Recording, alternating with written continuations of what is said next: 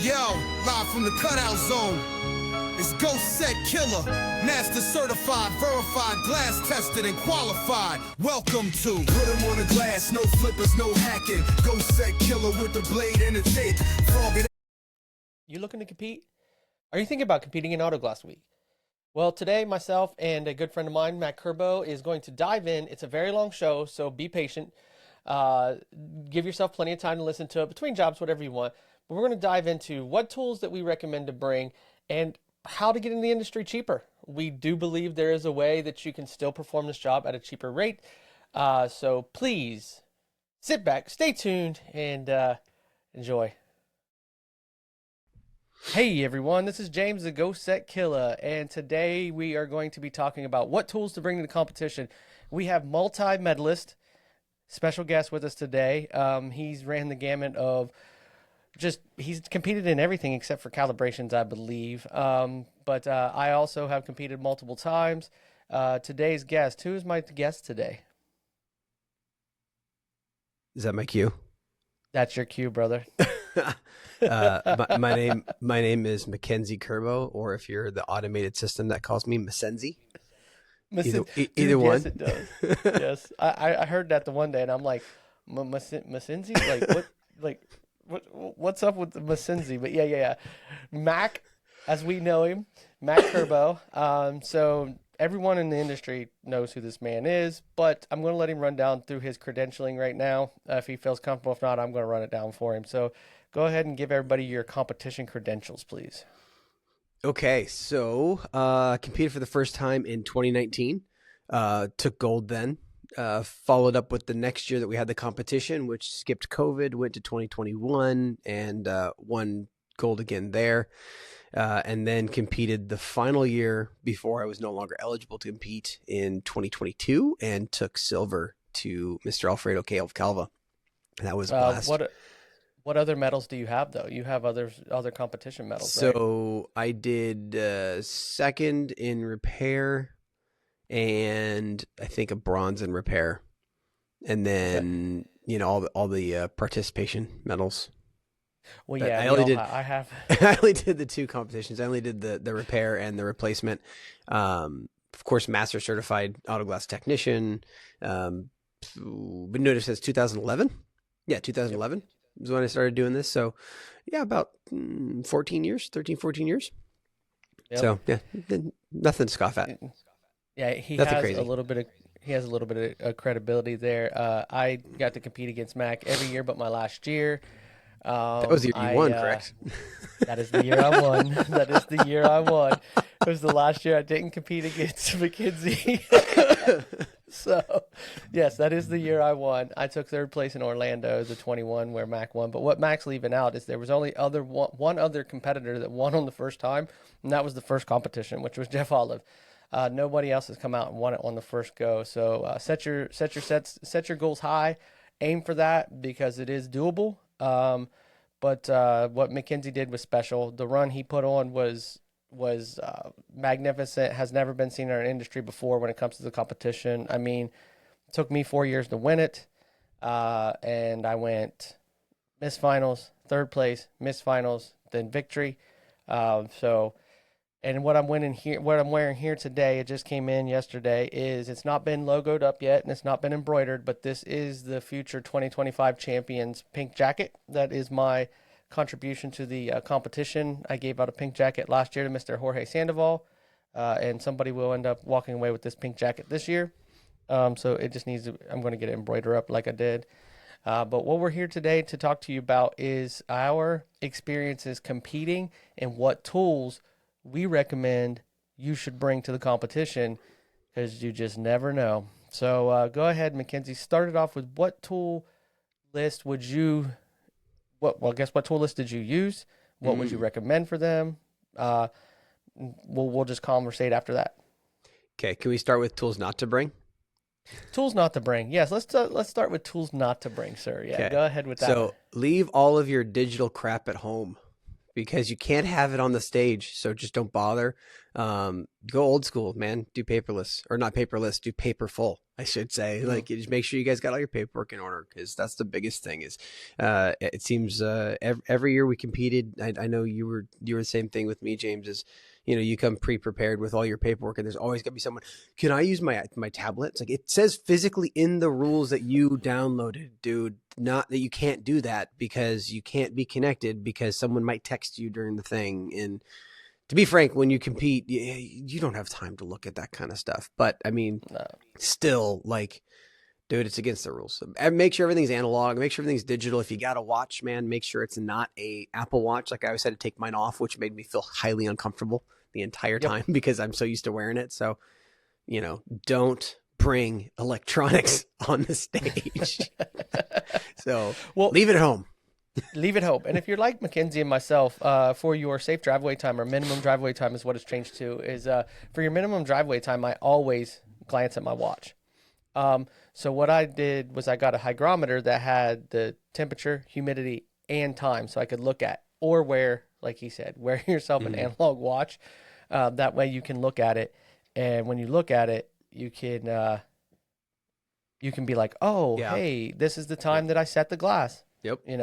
Yep. Or like what I did every year that I competed, I just made it up, because it doesn't matter in the situation that we're in, so like, like I mean, if your heat starts at 10 o'clock, you're going to be setting that window within 30, 45 minutes anyway. So just pull a number out your rear end and just look at the property, like, well, since we just set the window, it's 10:45. So your minimum driveway time is going to be 10:15, right? Like, so you could write it down like that, as long as you're like articulating to your proctor what you're going to be, like the process. That's all that matters. So you don't have to actually have the right time or anything like that. Same thing with like the pre-scans and that kind of stuff.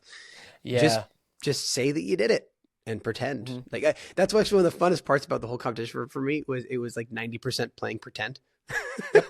Yeah, because you can't start the car inside the vehicle. I mean, inside the facilities, you can't start the car.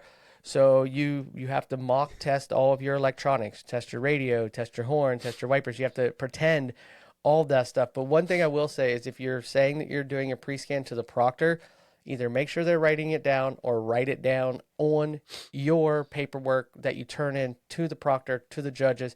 So that way, if a judge isn't near you, they don't see you, hear you saying that to your proctor, they can at least be assured that, okay, yeah, they put down pre-scan, no codes. Calibration, whatever, post-scan, no codes. So make sure you're writing that down. But leave all your digital everyday use products at home, because you can't take them on the competition floor. And what Max said rings very true. You can't look at it anyways. You don't have the time to be looking at it. Like, realistically looking at it. So and it always sounds like there's so much time too. They always sound like there's so much time. It's like an hour, 20 minutes. Like, no, what you don't understand is that they're treating, just so everybody knows that's out there, the first year that I competed, we had 1 hour. I've done lots of installs in an hour. It's not a hard amount of time. But now but pretend you're out mobile. That clock starts from the time you pull in the driveway, and it stops when you leave the driveway.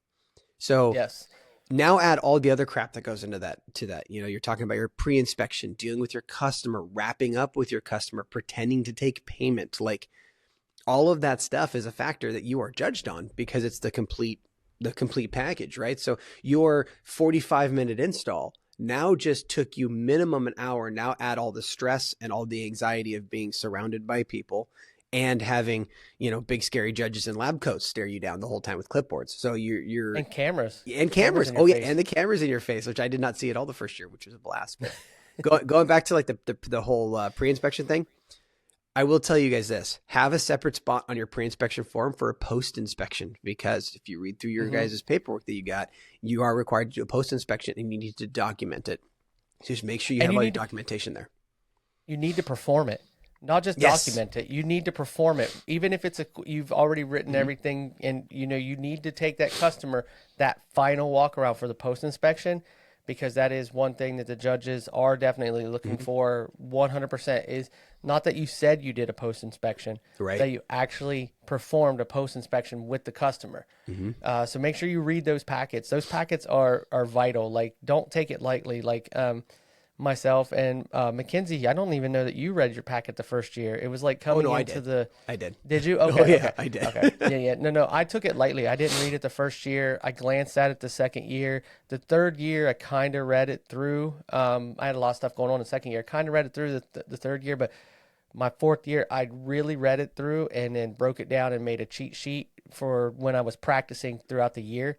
So I knew right after that competition what I needed to change, what I needed to look for, and then I had like a little checklist to make sure that I did each job that I did followed that formula. Yep. So I didn't have to worry about it when I was in the competition. I just went back on, what I did every day.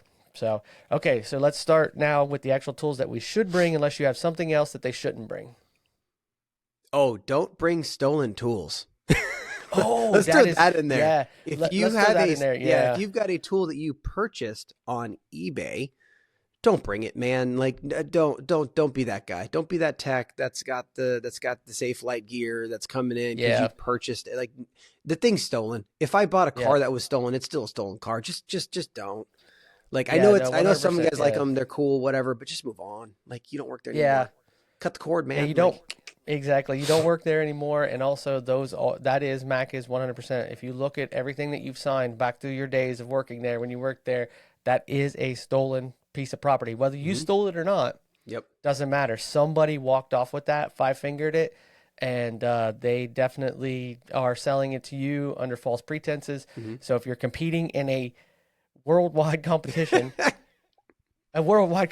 where there's plenty of eyes walking around, and you're fooling yourself if you don't think Safelite has people that are walking around that trade show floor, So just don't do it. Yeah, you're absolutely right. Just don't do it. I've seen it in the past too, and I'm just like, oh my goodness, guys, come on, seriously, buy something different. There are better tools on the market than that.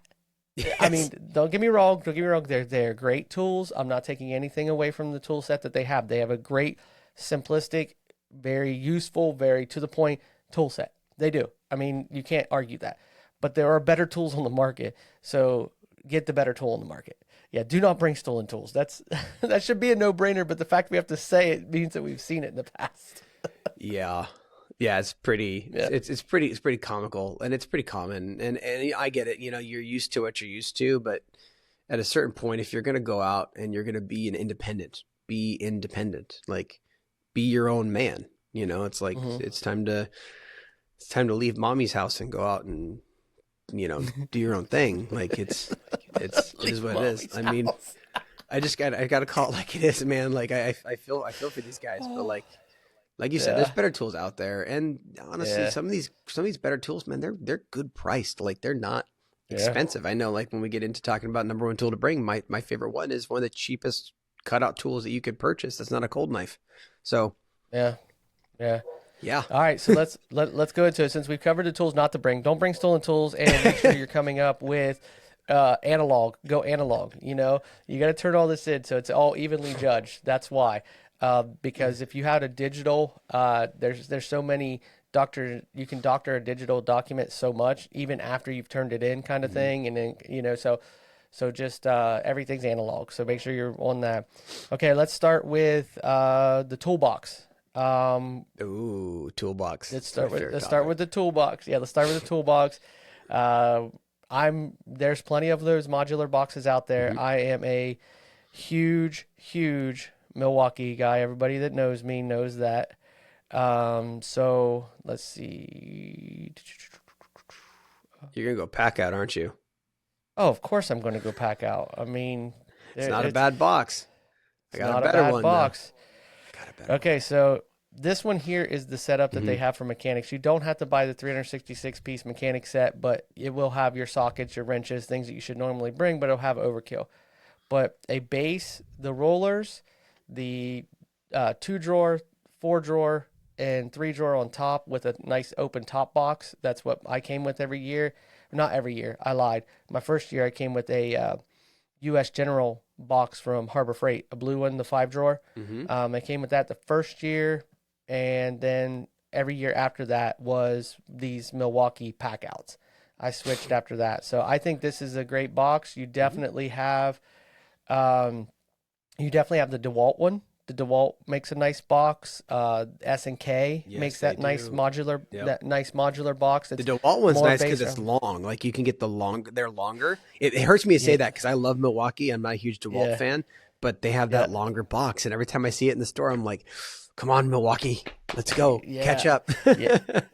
Not just the longer box, but it Mhm. has the um oh So speaking of it's wider. toolboxes, It's wider. it's It's yeah, wider that's what I and meant. That's what I meant. Wider, not it's just longer. Yeah, it's yeah, it's wider, so just you can actually fit long tools in there like a caulking gun, and not have it yeah, and dangling on the outside. I never really liked that.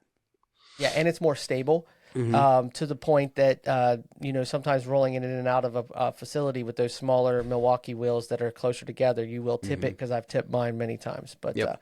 let's hear your viewpoint on a box. Okay, so I'm gonna come out and say it. Box does not matter as long as it's clean, well organized. You know where all your shit is, and you know the box, because that's one of the biggest things that I will say to people. Like right now, if you're gonna change your box, change it now, and then do not work Yes. out of any box besides that box until the competition. Because what you don't want to do is look for tools. We all have friends who have competed.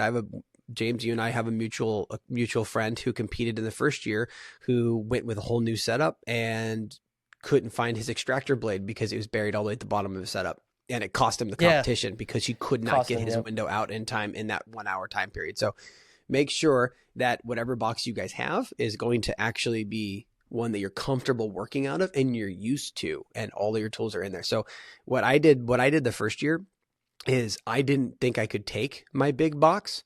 So I actually used a Fat Max box, which is one of those sliding opening ones, right? The Mhm. first year was like the two sliding ones, and then I could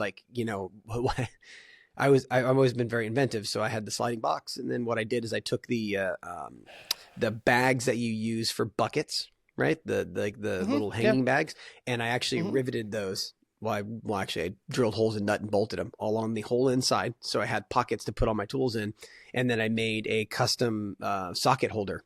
So what it is, I Oh. opened it up, and then the socket holder flipped over the side, and I had my sockets and my wrenches all individually separated out. That was my favorite setup for mobile. But if you're going to change boxes into a smaller box, what I will say is get your smaller box so you know how much room you have. And then over the next couple months leading up before you start actually working out of the box, every time you use your tool, set it on the table. If Yeah. you don't touch a tool in 2 to 3 months, chances of you needing that tool are zilch. So you Yep. can minimize your box. I know for me, I went from a 48 inch long box, one of the big Husky boxes, Mhm. to that small Fat Max box my first year. And then every year after that, I actually had a full cabinet, but it was just the Husky smaller bottom cabinet that I used. And because I Yep. drove, so I just loaded it up and I drove down, which I actually personally liked having the drawers better. But either Yeah. way, a lot of us have gigantic toolboxes. So unless you're a tech that does both mobile and in shop, and you have a mobile setup that you're really comfortable with, you need to minimize your tools, because you do not need every tool. You just need the right tools.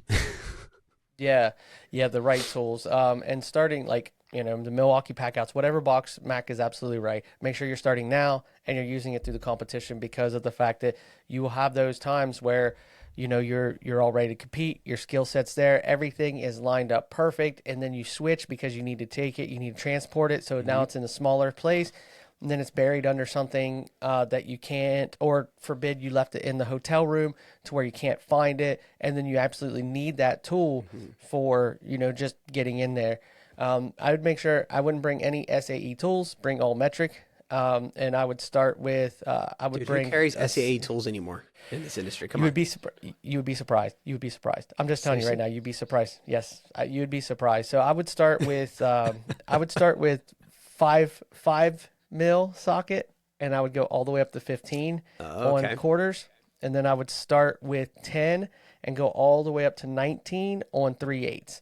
And wrenches, I would go. I would start at your 7, and I would stop at 18 if you're bringing these, because if you get into where you have a weird door glass, let's say you're doing a door glass, or let's say that you're pulling a quarter glass, and now you're taking off seat belts, and Mhm. you're removing different parts that aren't normally removed. You got a pillar post that has a seat belt, and it's like Mhm. for a weird one that's an 18 wrench Bring because your you can't Torx, get your man. socket on it.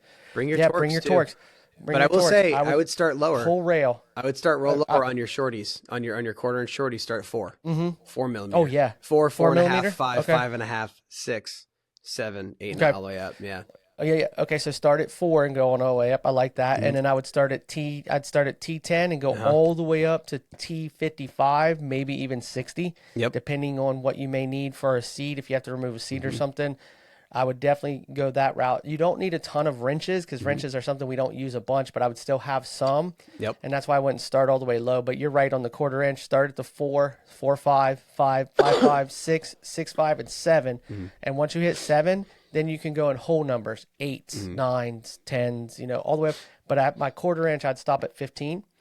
Yes. And then you just need a hand ratchet. Like I had the power ratchets, but that's just a upgrade that I had that I You love. need the Milwaukee ones, man. You get the Milwaukee, Yeah, ones.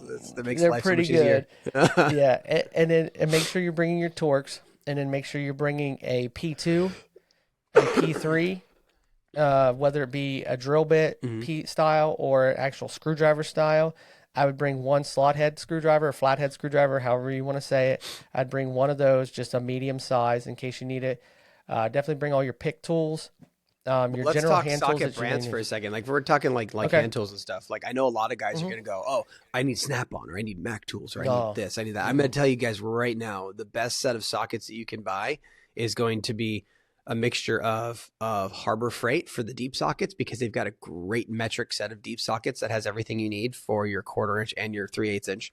For your short sockets, Power Torque from O'Reilly's have almost every single socket that you need. And then for the outlier sockets, especially the quarter inch, like you're talking like the 5.5, right? You can get that through Home Depot and get Husky brand because you can buy the one off for $4. So it makes that a lot easier. And then wrenches, man, Home Depot again has a great set of ratcheting wrenches that are about $50. And I have had the same set for, oh gosh, probably 6, 7 years. So Yeah. I'm going to lose it before it breaks. Yeah, let's talk about the go with an open end solid and a ratcheting boxed end. It doesn't have to be swivel. I mean, swivel would help in certain situations, but not what you're doing in the competition. Make sure that your boxed end is a ratcheting boxed end. I have all Milwaukee. I love the Milwaukee socket set because each one of those not only has the normal, attachment for a ratchet, but it also has a wrench in. They're boxed so you can use a wrench on the socket itself. Not that you're going to need to do that in a competition. I'm just saying they're decently affordable.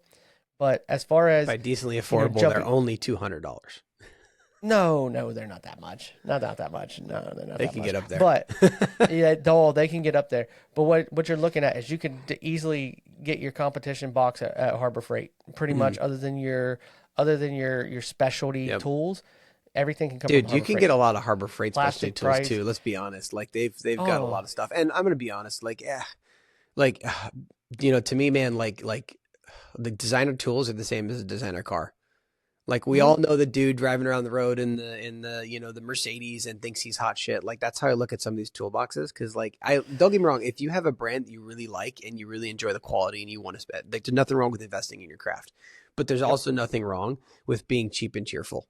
Like you don't need to spend 10 grand on tools. Like you can be very selective of what you purchase. And honestly, if you want to start cheap and work your way up, like I said, man, like Harbor Freight's got some great options for you. So does O'Reilly's. So does Home Depot. Like they've all got great stuff. Yeah, absolutely. And Harbor Freight's got a decent cold knife. They've got a decent hand wire set. They have obviously their plastic pries are good because Let's talk about hand wire for a equalizer. second, dude. I'm seeing hand wire making a comeback. I have two. And and every time I see it, I'm like, man, look at you going old school. Like it's really funny because it's a lot of the guys that are using it now almost don't look at it as old school. They think it's like they've reinvented something, and I'm like, guy, that's the original way to cut a window out. Like original way to cut a window out. And I think it's so cool. I'm like, that's awesome. Yeah, but they have a decent set of handles there, and their plastic pry baby set is the same thing as equalizers, just except for blue. Yep. And then they have the long reach actual metal pry bars, which are decent. Same thing as the higher end ones. They're just a different color. So you could actually get into this industry minus a couple power tools Mm-hmm. and a wire tool, an actual cord tool. Yep. For less than $500 at Harbor Freight. Well, I'm and let's sorry, talk about, yeah, you can 100%. That was my first kit. Like my first kit was legitimately Harbor Freight. I spent less than $300 putting my first kit together because I had a weekend to do it. And if I didn't show up with tools, I didn't have a job. So it was like, I had to scrape together and make it work. And I remember it was like literally like, well, I guess we're eating mac and cheese for the next week because I need to have work tools. So oh, dude. And it was $250. I bought a set of complete tools off of, and this was no power tools. This is a complete set of tools off of a fellow coworker that actually trained me. And at that time in 2003, that was a conversation. Like it was a conversation, and I'm still today, it would be too, but like it was a conversation whether this is going to be my profession or not, whether I'm putting this kind of money into it. And you're right, eating mac and cheese or forgoing the days of getting pizza out. Beans and because rice, baby. Yeah, I just spent $250 to get into the industry, but you could still do it at Harbor Freight for less than $500 for everything. Oh, I mean, dude, that's a box. you could get, That's a box. That's everything. Yeah, you That's could get so everything. much, and you don't even need a box, man. You could get away. I mean, like, you know, I mean, when you look at like Alfredo's setup from his videos for his mobile setup, dude, it's a bag. It's a freaking awesome bag. I'd spent a lot of time looking for that bag before I realized it was discontinued. But like, it's a work bag because you really don't need a whole lot to do 90% of what we do. There's some specialty tools that are kind of mixed in there, and if you go down the rabbit hole of, you know, going to these magazines and looking at the back of it and trying to buy a kit, you're going to lose your ass. Don't do that. Going to lose your ass. They're not on. I'm going to call everybody to the table on this because y'all need better kits because the kits that are tool manufacturers put together are just not well thought out, and half of them have mismatched power tools. And if you see a Milwaukee tool of any kind, even if you think it's a specialty tool in one of these suppliers' magazines, don't buy it because they do not get a discount. They have to buy it at wholesale, the same price that you're paying for it at Home Depot. Yep. So buy it from them unless you are looking at like a oscillating power tool. Like if you're looking at like an extractor or something like that, or like the Diablo, that's a great extractor, but it's Milwaukee based. It does have a different gear ratio in the front end of it, so you just can't go buy an extractor not extractor. But you can't just go buy a Sawzall and make that work. But yeah, you don't need a whole lot to get into this. You could honestly, James, if you wanted to bare bones it and really struggle your first few years, and there's nothing wrong with a good struggle. Like if you want to make sure that, if you want to like really struggle, honestly, dude, like I think we could probably do it for like $250, $300. We're talking no power tools though. We're talking cold knife, hand wire, bar knife. You don't even have an extractor at this point. Like you're doing everything. Like everything is very manual, and you're going to like feel it for the first little bit. But yeah. And also, let's not forget that all those tools that you could bare bones it with that we're talking about, you can do a safe installation with those. Your variable for mistakes is higher, and you know, as long as you're correcting the mistakes you make, like scratches here, scratches there, but you can use every single manual hand tool on the market and do a safe installation. The other tools is where you get into you're easier to less likely to damage the body. You're also it's less hard on your body. But let's be completely honest. You could show up at Auto Glass Week with all these manual tools, and as long as you use them correctly, 100%. You can win the competition. 100%. Yeah. And yeah, so don't be, you know, all these tools are nice, but you can do this job safely with hand tools. Yeah. Manual hand tools. You really can. Yeah, because I mean, let's go that route, James. If you're okay with that, if you don't mind me derailing you a little bit here, absolutely. Let's go the cheap and cheerful route, because there's tools that James and I will talk about. We could talk about the tools that are expensive ones that we would totally invest in. Like if you really want to do this as like a real career, but like if you're just getting started out there and you're wanting to compete and you're still fresh in this and you're still trying to get going, James, like you said, that's exactly right. You don't need all the fancy stuff. You just need your basic tools, and really it's mostly hand tools, and it's some pry bar. You don't need every pry bar on the friggin' market. There are some that like I would suggest getting, but let's be honest, there's a handful of tools that you don't need yet. And if you go bare bones on your basic tools and you just get your basic handset tools, you spend $250 on that. The one thing I would add to that from Harbor Freight, if you're just getting into this, you're trying to go cheap and cheerful, get some black moving blankets.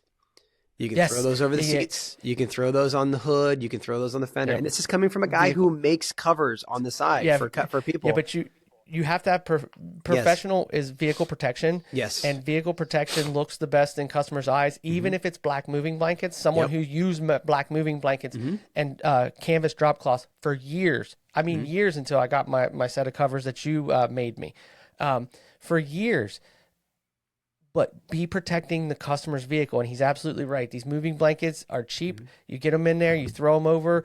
It looks professional. You know, everything is, you know, because you're protected. You're less likely to, if you have that slip mistake with a primer or with some, you're less likely to commit the damage that's going to make the customer upset. Take that extra 5 minutes. But sorry, not to mean to cut you off. No, you're good, dude. You know, and for God's sakes, go get a $5 apron from Walmart. And wear an apron. I'm so tired of techs not wearing an apron. It's like, just wear an apron. I get just that wear an apron because I'm being comfortable, but trust me, you'll get used to it. You'll learn to love it. Pockets, man, like you don't lose stuff. Don't, you know, like another thing too, just on the side, like James mentioned professionalism. The car's not your toolbox, for God's sakes. The car's not your toolbox. The car's not your toolbox. All these different little things out there of like, you know, like the silicone mats and the fancy covers that cover up the hood so you can put car is not your toolbox. Your toolbox is your tool. Use a tool, put it away. I'm sorry, it's my biggest pet peeve. It drives me nuts. I see guys like they'll put like I saw a guy one year put a fan on the hood because it was hot. I get it's hot. Put a fan, dude. It's not your toolbox, man. Like, no, get a neck have fan. A stand for that. Have a neck fan. Have a stand for that. They make plenty of those. They make plenty of tripods that you can mount a fan to. You know, they've got that 1/4-inch adapter like for the phones that you can put a fan on. But cheap and cheerful. What's the first tool that you upgrade to? If you're going cheap and cheerful, the first tool that you buy, if you got the most, if the first time you make a little bit of money, you're like, okay, I want to invest in this. James, what's your first tool? Okay, my first tool, and it's also the tool that's going to set the tone for the rest of my toolbox going forward. And the reason being is you want to plan around one battery or an adapter that can make that battery useful. And what I mean is a brand. Okay, there's nothing, don't have a Ryobi something, a Milwaukee something, a DeWalt something. And the reason why I say that is from personal experience, you're going to need that DeWalt battery when it's dead. And all you have charged is your Milwaukee or is your Ryobi. My first buy is 100% a power caulking gun. Okay. And I'm thinking ahead, like, okay, because I went 6 months hand pumping, and when I first started in this industry, and it was bad. As soon as I got the power handgun, I was like, this is amazing. That's why James has those Popeye forearms. Yeah. So I would 100% start with a caulking gun, and I would pick a brand, and that's the brand. So with saying that, if you're thinking Express, Extractor, the reciprocating Sawzall-like tools, they have them out there for many brands. But if you're like, okay, I want a DeWalt-based Express tool, okay, they do make an adapter for the Milwaukee battery to fit onto that DeWalt tool, but you need to make sure that you're buying that, and that's aftermarket. That's not a factory thing. And aftermarket, make sure you're willing to buy that so you have one battery and you can buy multiples of, so you always have a battery charged. So you're not standing in the middle of a parking lot, standing in the middle of the competition, needing to use your Milwaukee caulking gun, and the only thing you have charged at your disposal is your DeWalt Express tool battery. So either buy adapters or whatever. But I'm first focusing on buying my power caulking gun, and I'm setting the rest of my future up with whatever brand I buy. What about you? So I would have had a caulking gun in my $400 toolkit.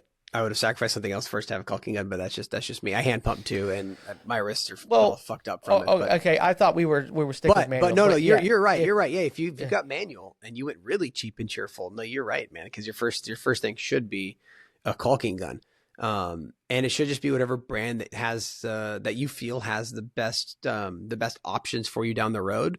Even if you want to be price conscious, because they all have caulking guns now that are powered. I will say this though, in my personal opinion, DeWalt and well, Milwaukee first because I'm a Milwaukee guy, but Milwaukee and DeWalt both have the best caulking guns that you can use. They've got the best gear ratio, they're the strongest, all that kind of stuff. You're not pumping Dow, or you're not pumping Dow with DuPont now with the Ryobi caulking gun. Not gonna happen. It'd be hard. But shameless plug, if you're gonna use SRP products, which is what I use, you can easily pump that with a Ryobi gun. It's not as easy to pump as, say, like Sika, which in my opinion is basically water, but you're gonna have some flexibility with that. Sorry, I had to. I use Sika for years. If you work at Sika, I love you guys. If you use them, I love you guys. But I'm sorry, I don't like it anymore. I had some bad juju from that. But anyways, that's a long story. Anyways, but just keep in mind the product that you're using, because you're gonna have to upgrade quicker to a bigger, fancier tool if you're using a very, very dense, very hard urethane like a DuPont versus like an SRP that's a little more flexible and has a little bit more movement in it versus a Sika that you can easily hand pump for years. Like, it's just, they all have different tolerances and the way that they move, especially when they're cold and when they're hot. So just keep that kind of stuff in mind. And for God's sakes, do not cook your urethane in the hot box. So if it gets too hard to pump, throw it on your dashboard. At least then you're going to bring it temperature more lightly. You see those ovens for urethane? That is for hot applied urethane. You will destroy the molecules of your urethane no matter what you put in it. Do not use it. Do not use it. Well, they have hot bags now too that do the same thing. Yeah, but those are pizza bags, man. Just go rob a Domino's guy. If you already got the safe flight stand, just go rob a Domino's guy. Just cover it. Yeah. Well, and let's not forget that if you're looking this way, and Mac's right, I personally, Milwaukee guy, I would set my box up that way because that's kind of what I did.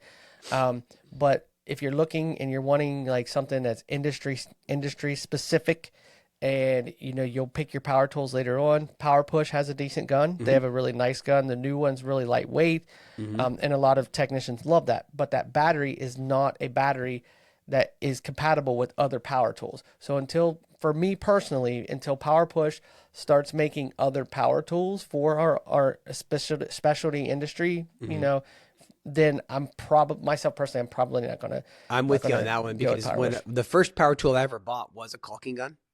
And I went the first 2 years, 3 years. Almost 2 years without a drill. I mean, we had a crappy plug-in drill that we used for drilling out rivets, but that was it. I did not have an impact or anything like that. So the first tool I bought was a caulking gun, and I bought it out of the Equalizer magazine. So I ended up with a Milwaukee one, which is actually what started me down the Milwaukee path for my tools. But I can tell you verbatim what you're talking about, James, and everybody out there that's listening that's been doing this for years. If you only have one battery for that tool, it's gonna die halfway through doing a windshield replacement. At least now we have the button to tell us how much charge is on it. But back then, you didn't have that. So you'd be pumping around. All of a sudden, you get to the halfway, it starts to bog down. You're like, no. And all of a sudden, it dies, and you're like, shit. And then you have to go get the hand pump out, and you're like, and I mean, I don't have the big sexy Popeye arms like James does. So for me, I'm like two-handing it, and I'm like pulling it through. And we even had at one point in time, we broke our nice hand pump caulking gun, and I was so new in this, I didn't realize there was a difference. So I went out and bought the cheap like $1.50 one from Home Depot, and I'm like two-handing it, trying to get it to go on. So don't buy that tool. Don't buy that. It does not work. But I would say second to that, like once you got your caulking gun figured out and you can pump nice clean laser beads on your glass, not your body. Anyways, once you can do all that, I think the very next tool that I'm purchasing though, James, it is a WRD bat, hands down. It's my very next tool. Yeah, but that's not a power tool. I don't need a power tool. I don't need a power tool yet, though. Oh yeah. So okay, let's go that route. The next core, like if I'm investing in myself with what I know now, going back, obviously the caulking gun is the first thing, and then 100% a cord tool of some form is going to be my next purchase, because I purchased the Viper, the Equalizer Viper when it was when it's in its infancy, and then I moved to the Raptor, and then from the Raptor I went to the WRD bat, and I could have stopped there, but I have since purchased a wider range of cutout tools, cord cutout tools. It's just because I wanted to see the differences. I wanted to see the nuances. And a cord tool is just like any other hand tool. If you learn how to use it, you're efficient with it, you're going to be good with it. But there are multiple options out there for cord tools. Like the last few I've been using is the Frog. And then the WRD bat, the Bison is another one that's really nice. I hear good things about the Bison. I just don't have one. And I just haven't felt the reason to buy one. It's just a larger, it's just a larger cup. It's a larger, so they're all great tools. But if I'm looking for entry level, price effective cord tool, you really can't go wrong with the bat. You can't. Of the price point. And a lot of guys will jump. And James, let's just talk about this for a second too, because like when you're talking about like you mentioned power tools, a lot of guys will go straight from caulking gun to extractor. Yeah. Right. Or they'll go, whatever the equalizer, the ambush, all that other kind of crap that's out there. Whatever. Right? But let's talk about that for a second. So I haven't used an extractor. So I haven't installed in the last year or so because my new role in the company, I go around. I still install, but it's not every single day. Right. I installed every single day for 5 years. And I used an extractor maybe once. And that was only because I was like, I don't want to forget how to use this tool. And I'm talking smashed in windows, hood flown up, birds hit it. There are ways to use a corded tool that in these instances that actually make it work. I live streamed myself doing one-on-one. I should have just used an extractor on, but I wanted to prove a point. And it's sitting out there on the internet somewhere, like floating around on Facebook. But like you can get away with using it. So don't buy into the lie that you have to have an extractor, because let's be honest, we're talking about being efficient here with what you guys have to spend and with what's going to grow you the quickest in the industry. An extractor is not the answer. An extractor is going to harm you because you're going to get used to the extractor and you're not going to move on to better tools. I would say, in my opinion, the cheapest extractor on the market is still more expensive than the WRD bat and a set of power drills. And we're talking like Milwaukee set of power drills with two drills, 2 batteries, and a charger to go with your caulking guns. Now you got 3 batteries and and 2 chargers and your bat, and you're still less expensive than getting an ambush. So like, the only thing I would like say in that instance is, I used, I've been doing this a long time. The Express was like the extractor, the Express. It was one of the revolutionary tools. We could do the job quicker. It was easier on your body a little bit, but I would say also get a set of long reach push knives. Yeah. Whether that be like the, what is that brand? The GT Tools brand. There's a couple different brands out there. If you're going to get push knives, man, go with the guys who invented it. I'm sorry. Yeah. Like if you're going to buy a tool, if you're getting rammer jammers. That was what I was thinking of. Get yourself a set of rammer jammers for those instances where you keep breaking your cord in a corner or in a long reach spot that you can't get to. And that way you're not pushing up with your head. Yes. And so you still have your dash guard and you're able to use that and you don't have the vibration of it. I would lubricate it up with some water and then use a push knife to get that last, that last little bit out. Or when you're starting like a quarter glass or something, you can use the rammer jammer. Right. But I would get yourself a set of push knives. And then you can forgo an Express at all or extractor at all. You don't even there's really no need to have one. Now, if you want one as a luxury item and you're really good with one and you're very skilled with one, by all means, do it. There's nothing wrong with it. And speaking of that too, that's one of the things that makes the bat such a great tool, in my opinion, and why I would recommend it to anybody, especially even over the Bison, because I know the Bison's a great tool. A lot of guys have that out there. Let's talk about that for a second. So in my installation life with this stuff, right, I have used the bat to cut out semi windows, motorhome windows. Like I've done all of that, and I've done quarter windows. It is the most versatile tool on the market, hands down. I will die on this hill. So if you are trying to build yourself out as a technician and you're trying to do it well, you don't need 1,000 tools when one tool can do the job. It's all about technique. And it's all about how you use the tool. Like I said, you said the same thing twice, but whatever, you get the point, right? So it's all about technique. So what I will say to you is that if you do have that tool right now and you're struggling with it and you don't believe that you can use it on every single car, challenge yourself for next 2 weeks. Don't use any other tool besides that tool. And if the string breaks, figure it out. Don't give up. Figure it out. Fight through it, because you will learn. As a trainer, here's my pet peeve with WRD, period. The lack of informational training of that tool is, here you go, figure it the fuck out. And okay, You know what? if you need something, there's videos out there, man, but they're not as detailed as some people need. They're not as detailed as some people need, but let's be honest with that though. Like, dude, that's our industry. Because like for us to pick on WRD for that, because like WRD's got some really good videos out there. If you find a video, WRD, our buddy Drift Chris has some funny videos. Don't go to the super old ones. The super old ones are terrible. No, and also Dave Koppel with the Autoglass Helpline has some very WRD good has videos. Put out a couple videos that are pretty decent. The one thing that they don't do in those videos, so they show you how to wire, how to string it, how to cut it out. What they don't do is they don't show you how to use it on corner windows. They don't show you how to use it on back glass. They don't show you how to use it on everything else. So they just kind of give you the basic rundown. And I think that's kind of where they miss a little bit, because there are some things on that tool that you really have to understand conceptually in order to figure out how to use it efficiently. And that is understanding your angles, your cutting angles, when to stop cutting, what the placements should be in order to get the optimal angle on there. So if WRD's out there listening, I love your product. And if you need something, yes, I'm sorry. Hit me up. Yeah. We'll work together to make this work. But yeah. Yeah, I love WRD products, the wing braid scrapers, the Stingray scrapers. I mean, because we all use the BTB for many years. That BTB kit is an amazing kit. We all used it. We all had it. We all loved it.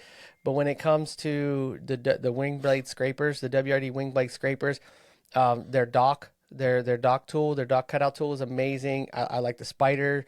I have their handles. So by all means, I am not picking on WRD products, because I'm not saying you are. I do love them. I do love them. And if you are listening, hit Mac up, and he's willing to help. I know that Dave Koppel helps you guys out a lot. You guys do your videos through there. But as a trainer, the one thing that frustrated me so long about WRD was they're like, and you're right, they have these training videos out, but they do not explain angles. They do not explain. They're just like, here you go.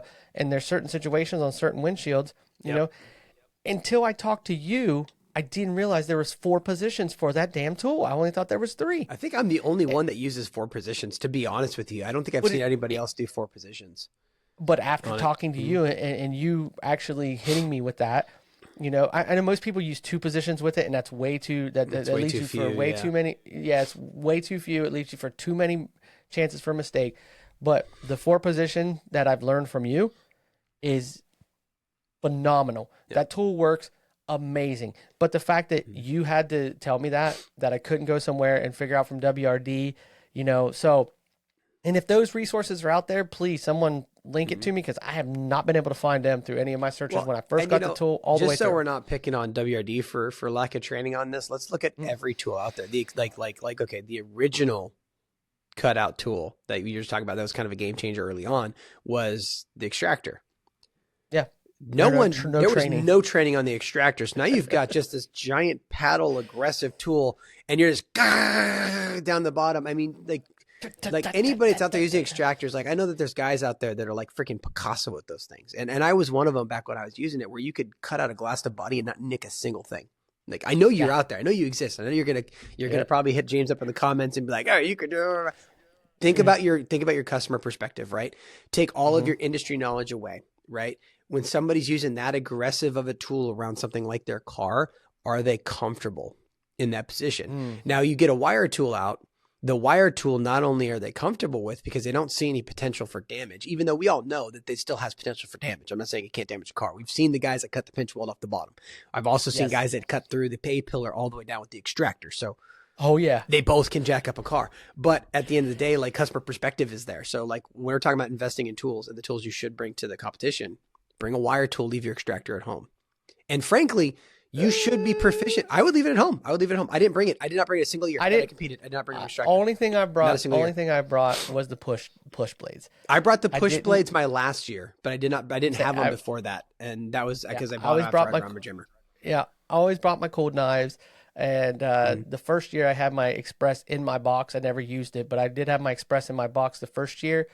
But I did have to use my push knife the first year, because that bottom passenger side corner on that Sentra kept getting me. So I did have to. Because you're only using 3 positions.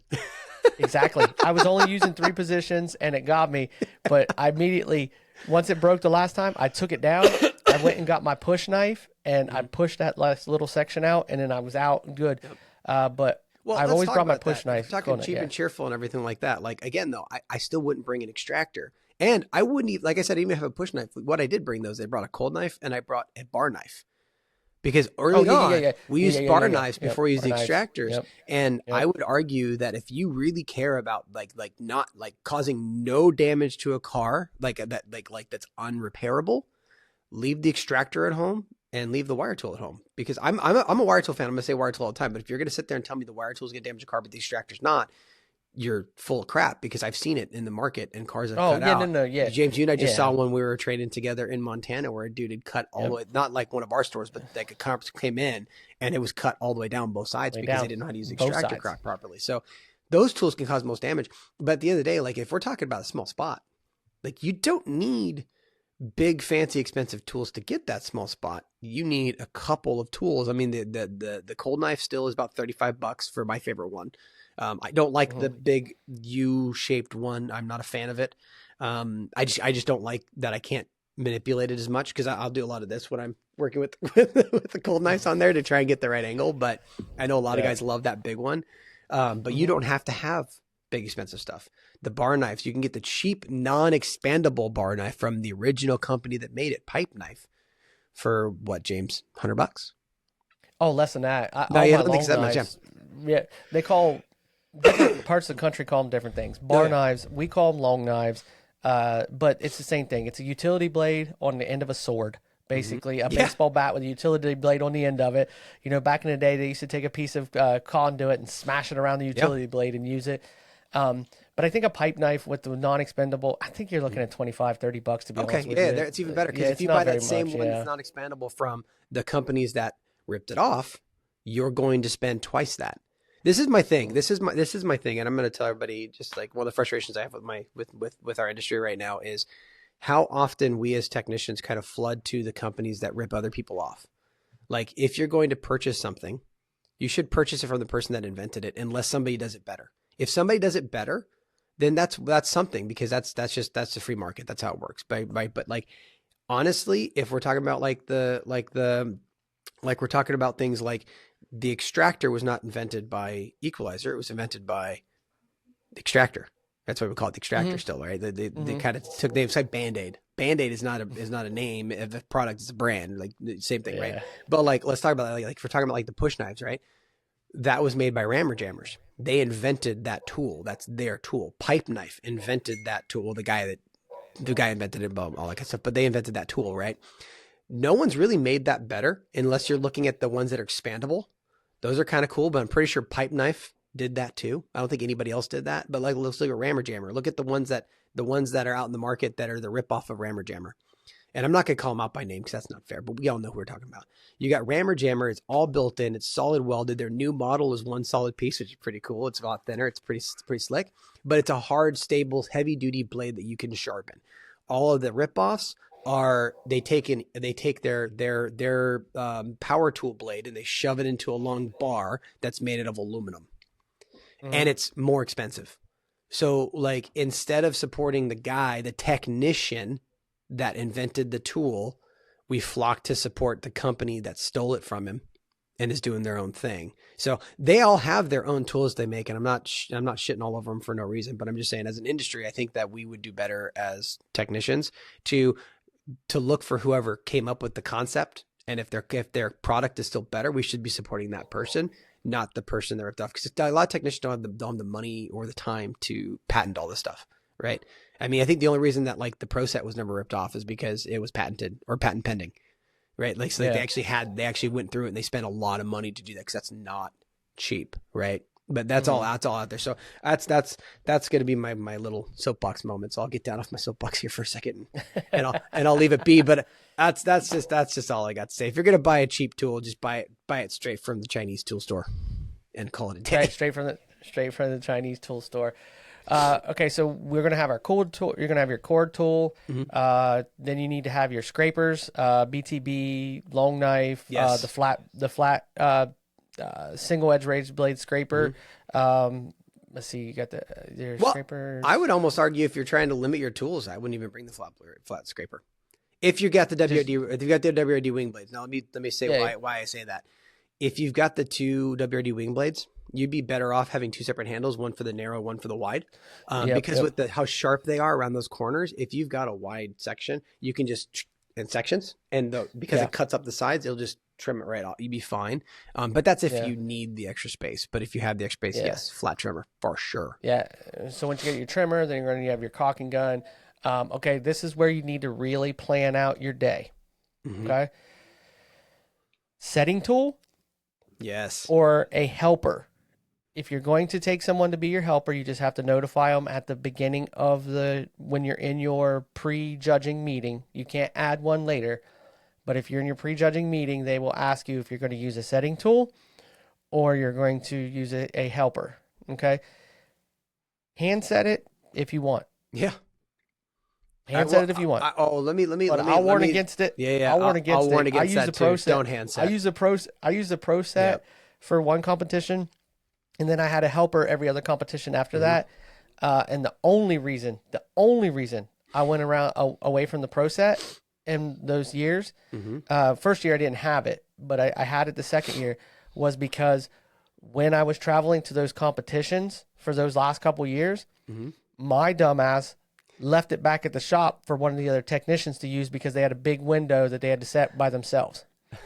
So I asked friends, once I got down there and made this network of friends, I asked friends to help me set during the competition because of the fact that my pro set was back in Ohio to help one of the other technicians in the shop because I was the only one that bought a pro set in our shop, but everybody loved it. So when it was a big window time and someone had to use it, it was fine with me. Because heck, at one point I had two of them. I had two pro sets because of that very reason. So if you're going to use a setting tool, make sure you have it with you. Yeah. Well, can we talk about setting windows for a second? So let's talk about that because like this is the list in the order in which you should be setting windows. Helper. Okay, that could be a CSR. That could be your wife. That could be anybody. Like that could be another tech. Right? Helper. Number one. Best way to set a window. Hands down. Best way. I'll die on this. Best way. Number two, setting tool. Yep. Last and final, number three, your customer. It stops there. Stop hand setting windows. You're not cool because you can hand set a window. I'm sorry. I'll fight somebody on that one because like I know you can, but dude, you're killing your back. Your back's gonna be shot. No.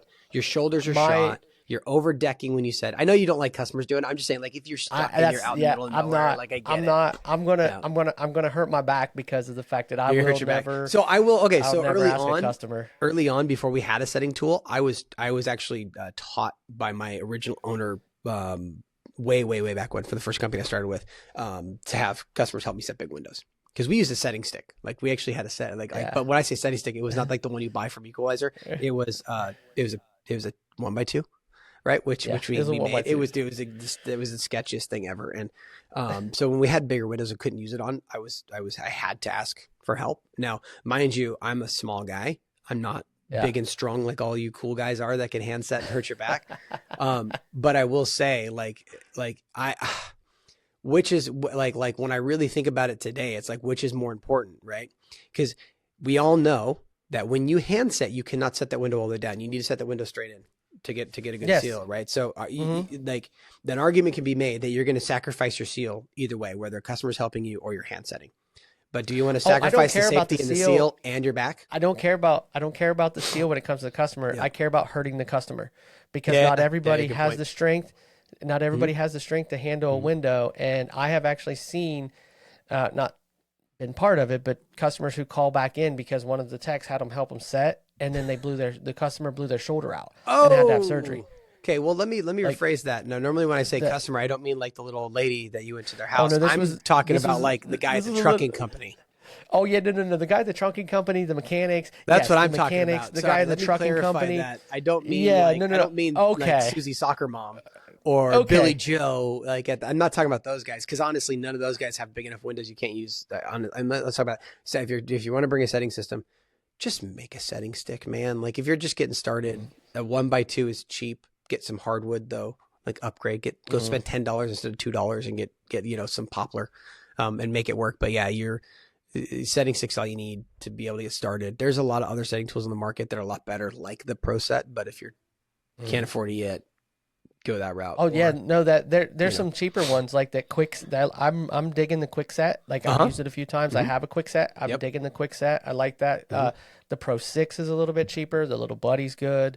The Solo Neo is good. All of these tools are usable. They're very good as long as you learn how to use them.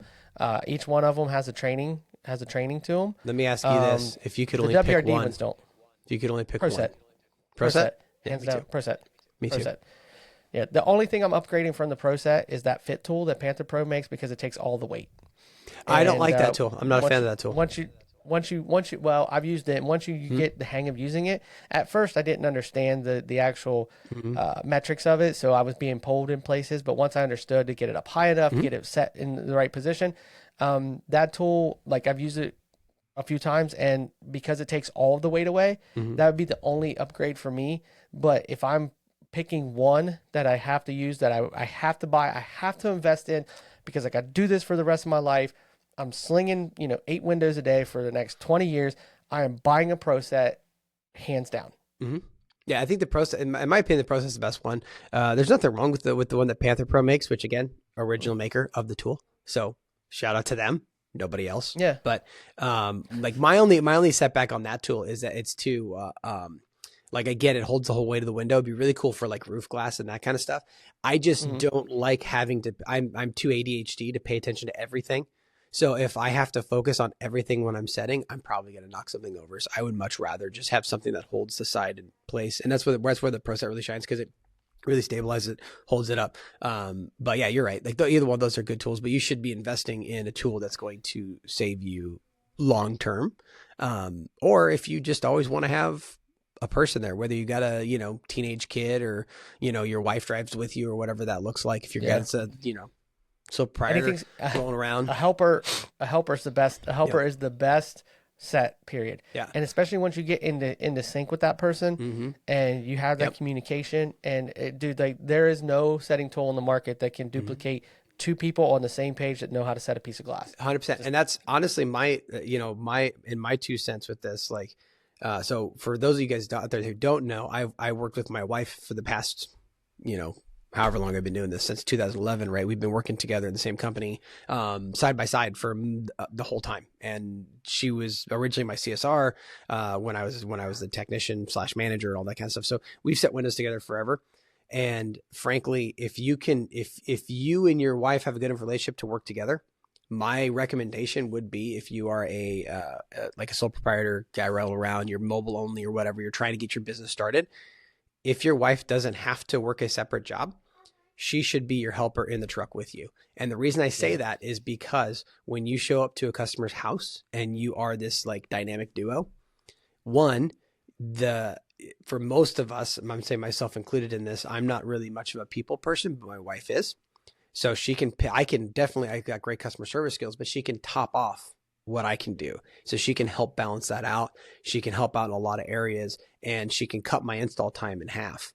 And she helps me set because she knows me, even on big windows. So it makes it, when you have that level of knowing somebody really well, you could do the same thing with, a kid, a good friend, something like that. And you can kind of build that. You can build up with a complete stranger, but it just takes time.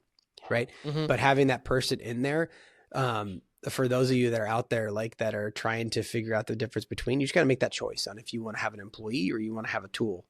The tool definitely works really well, but if you have an employee, employees are a pain when you get because sometimes they're sick, all that kind of stuff. Your wife might be a different kind of pain, but it's a good kind of pain because you chose that person and you get to spend more time with them. If I had to do it tomorrow, if something happened and I was out on my own again or whatever, it would be me and Jen in a van all day long. No setting tool. Well, I have a setting tool, but Yeah, but once you get used to it, I 100% agree, because, I worked many years with my friend. Everybody's heard me talking about him many times on the podcast, James Thompson, Big James. Big James. And the two of us, Big James, two of us can set a window like. How big is Big James? I've heard a lot about Big James. How big is he compared to you? Is he like another foot taller? I picture him as being like 6'5", 290 pounds. He is 6'5", and I think he walks around at about the 260 to 275. Okay, he's pretty close to what I picture. Does he have a big beard? Big bushy beard. Oh, big bushy beard. When you talk about him, that's what's in my head. I picture like a big Viking-esque guy. You know, yes, like very that. Viking.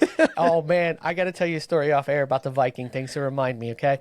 But Okay. anyways, big. He's a ginger, big bearded ginger. You know, just he Viking. Basically, he's a big Nordic motherfucker.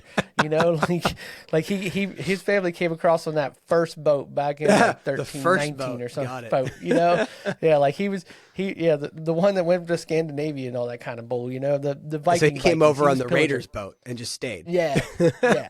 Yeah, basically, yeah. So Big J's a big dude, but him and I, you know, we worked together for so long, we were so in sync that like when we set a window, we knew because it was just that was the communication we had. So I would 100% bring a blower. I would bring a Yes. shop vac.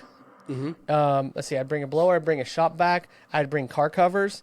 I'd Well, bring. let's split it up into different types of tools because you've got your power tools, Okay. you got your cutout tools, Yep. you've got your trimming tools, which we already talked about, right? So that's basically WRD, WRD, you know, and Milwaukee, right? But like then you've got your prep tools. Your prep tools are going to be a blower. I'm gonna take one out of Alfredo's book. I'm gonna bring a detail brush, right? So I can remove any of that dirt and that 100%. kind of stuff, right? Make sure you've got your cleaners, your daubers. They don't provide any of that stuff. And then Clean before you trim. yes, Clean before you trim. it's not okay. Anybody out there is not cleaning before you trim. You need to clean before you trim because what you're going to do is as soon as you wipe that, I don't care if your manufacturer says you can't. As soon as you wipe that, you're wiping debris onto that fresh cut urethane and you're creating a layer of contamination. It's going to be particles. You can physically see it in the little leave behind from your paper towels, from your rag, whatever you're using. Don't use rags. Just use towels. But like you can see it. So clean before you trim. If you're having a hard time understanding how to do that, Alfredo has some really great videos that helped me because when somebody told me to clean before I trim, I'm like, that's not possible because I didn't know. I didn't know what I didn't know. And you know, it's a big thing, but yeah, detail brush is a big one, a blower, cause you can get a blow and scrub and it kind of removes a lot of that debris. Wet daubers. I mean, shameless plug again for SRP. Like you can use their A and B product on it, which is an actual cleaner, not just glass cleaner or water. It'll actually decontaminate that from all the buildup from, from like, all the chemicals and crap they put in the cleaners in the car wash, all that kind of crap. So just clean it really well, dry it really well, and then cut it back. But yeah, clean up stuff, man. Bring a vacuum. For sure. Like, it doesn't have to be a huge shop vac, man. I've been using a small Milwaukee one, not the pack out one, but the cheaper handheld one, the one that's only $100, not, $1,000. But like, yeah, the little guy is fine. You can get in there and get that done. M12. No, not the M12. I'm talking about the actual like box style one that takes the M18. But they make an M12 one like that. Did they really? Because I had it for years until I got the pack out one. And then I also have a handheld. Like it's not like your dust buster. It's actually a Milwaukee handheld vac, and it works very well because it's M18 powered. I use that for years. But yeah, a blower, a shop vac. Bring hoses. You definitely bring hoses. Yes, hoses. And we're not talking about the hose that connects it. We're talking about the flexible hoses to get down in. If you're having to clean out a nice little crevice, crevice, you can use those hoses on. Milwaukee makes a nice set. They're $20. They're the extensions. You can get them pretty much anywhere. They're just clear. They're just clear hoses that for detailing hoses. But yeah, that's it. Bring those for sure. Because you want to make sure that if you have to get into a deep little crevice, let's say they throw a door glass at you guys, and that's actually a broken door glass, not just an R&I of a door glass. Well, maybe that's something. Maybe it's not even that. Maybe they bring baggies of broken glass and dump it inside the car. Who knows? Yeah, you never know. Yeah. Who knows what they could throw you off? I know that in the past they've flipped mirrors upside down. They've taken covers off stuff. They've unplugged certain electronics like to try and throw you off. So it's part of the competition. So just be prepared. You never know what you're going to come across. Yeah. Just be prepared. Make sure you're bringing Do not bring aerosol cans. Don't bring that. No, don't bring that. No compressed air of any kind. No. Forced air. Forced air. Forced air will not leave behind any kind of residue or chemical unless it's already wet and you're trying to It also to doesn't violate the fire code that we have to follow at the competition. Exactly. 100%. I would make sure that I bring some sort of leak detection, whether it be an ultrasonic, which or a bottle of water with a hole popped in the top. Bottle of water with some way to test that piece of glass after you've set it. If it's adhesively bonded, to make sure that it's not going to leak. Ultrasonics are nice. You can get them on Amazon for about $40. Yep. A real nice one, just Can I like throw the a weird Equalizer one in they there? sell. Yeah, go ahead. Okay, so a weird one for everybody out there, because I know that they provide it. Bring your own trash can, because Yes. the Yeah, trash bring cans they provide are this tall. I mean, Yeah. they're itty Yep. bitty, so you can get like the little square brute ones. That's what I had. I actually had it built into my toolbox every year, because I like to just grab it on a wheel and roll it and have everything in where it needs to go. But yeah, I bring used the trash Home can. Depot 5-gallon bucket. Home Depot That works 5-gallon too. bucket. That's what I brought. That could That's double. what I That could brought. double as your vacuum if you get the little the $20 rigid one top. that clicks on the Yep, top. Like on you the could top. easily. Yep. There's power there, so you don't have to have battery operated. I would highly Yep. recommend battery Yep. operated. It's easier, but yeah, there's mean- power there. But yeah, I would bring a trash can and I would bring a broom. And I Yeah, would sweep up. My yeah. first year, I kind of Push went broom, through and I yep. was like in the finals, and I like swept up Yep. my little pretend mess that I created on the floor. Yeah, no, 100%. And then like I said, the ultrasonic, go to Amazon and get one of those, because that's going Yes. to be your best bet for that.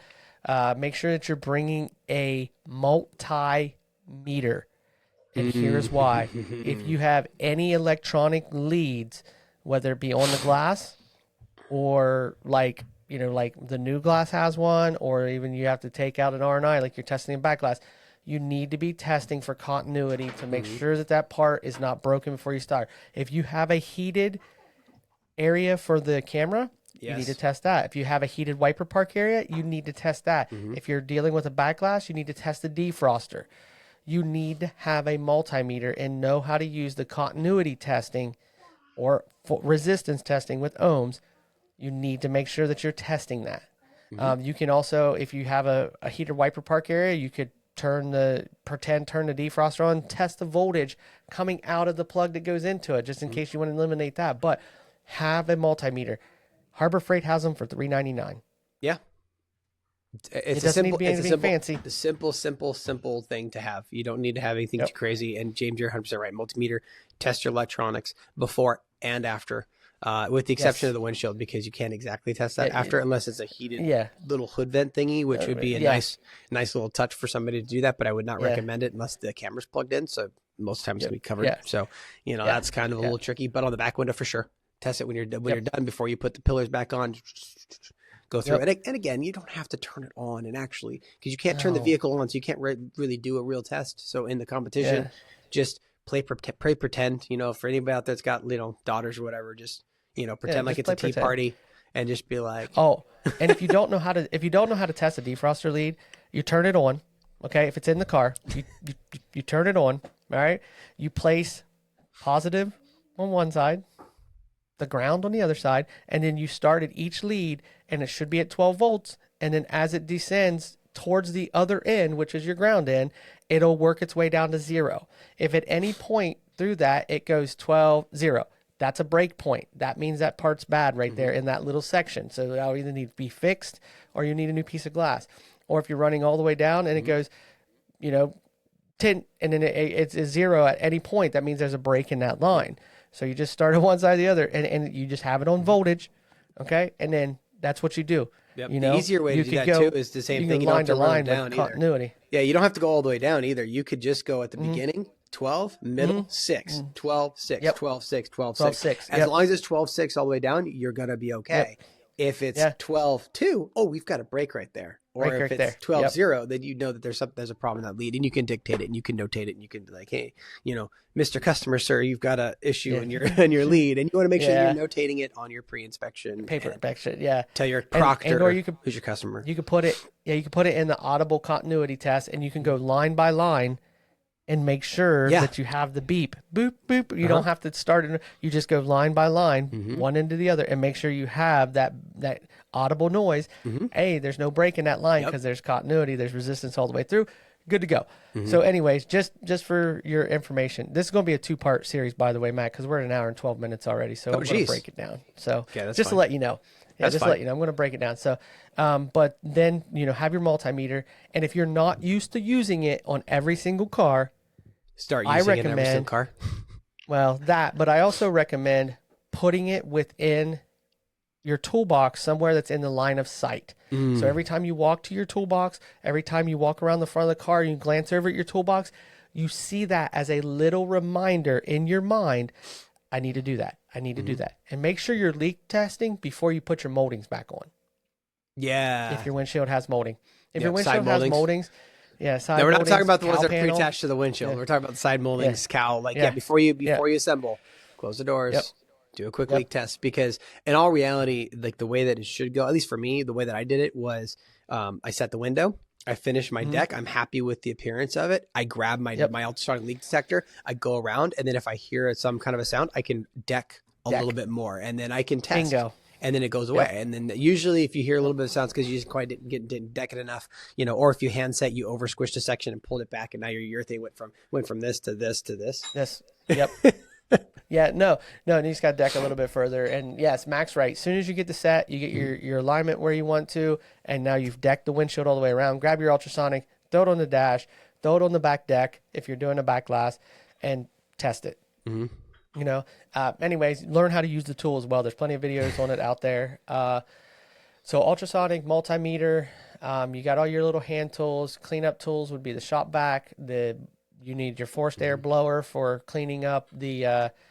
Also, you're gonna need your shop vac for touching up. You want to make sure you're vacuuming floorboards. Yeah. You want to make sure you leave that. You want a shop vac, even if it's a small one, something small would be fine. You could do it with a dust devil, for crying out loud. You want to make sure that you're vacuuming up the cars, custom cars. In all reality, James, we've been talking about all these different tools, but and to be completely honest with you, like if you had to pick like just the tools to use and you wanted to go as minimal as possible, like you could get away with no drills, all screwdrivers. I mean, you're gonna be doing this a lot, but you could do no drills, all screwdrivers. You could do I would still bring a WRD bat. I'd bring one wing blade because I can make one wing blade work all the way around.